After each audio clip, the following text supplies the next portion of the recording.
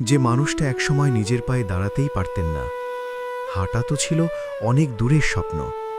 Paralysed হয়ে জীবন যেন থেমে গিয়েছিল। প্রতিদিন ছিল নির্ভরতা, কষ্ট আর হতাশার গল্প।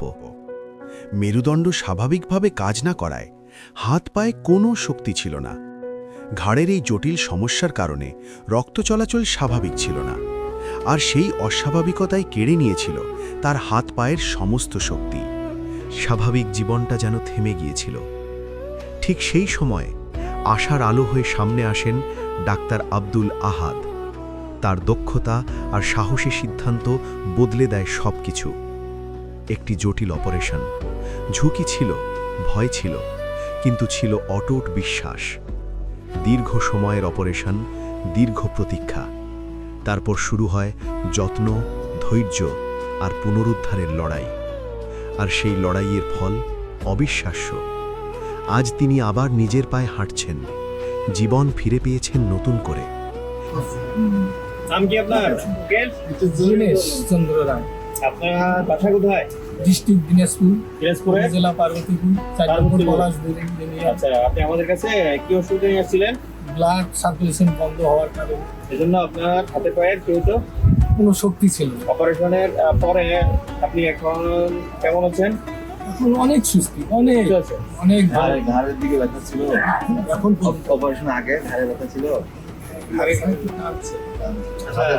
হাতে শক্তি এই ছিল। অপারেশনটা কোন স্যার করছে এটা কি জানেন? আচ্ছা, হ্যাঁ। আহাদ স্যারের জন্য আপনারা দোয়া করবেন দোয়া করবেন, মানে এবং- ওয়াদা করলাম তো। এবং আপনাদের এলাকার অন্যান্য শ্রী মানিকচন্দ্র রায়, বাড়ি হচ্ছে 4 নং পলাশবাড়ি ইউনিয়ন, চকপলিয়া গ্রাম। আমি আমার বাবাকে ঢাকা মেডিকেলে ভর্তি করাই। তখন জানতাম না যে এখানে আসল আচ্ছা আছে। পরে একজনের মাধ্যমে স্যারের সঙ্গে যোগাযোগ করি, পরে স্যার আমাকে অনেক হেল্প করে।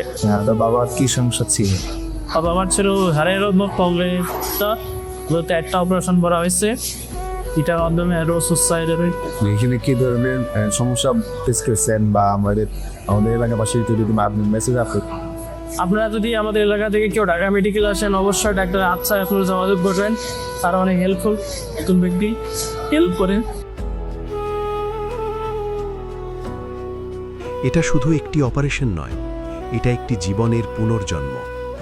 আপনিও যদি এমন কোনো সমস্যায় থাকেন, সঠিক চিকিৎসাই বদলে দিতে পারে আপনার ভবিষ্যৎ। আশা হারাবেন না, সমাধান আছে ইনশাল্লাহ।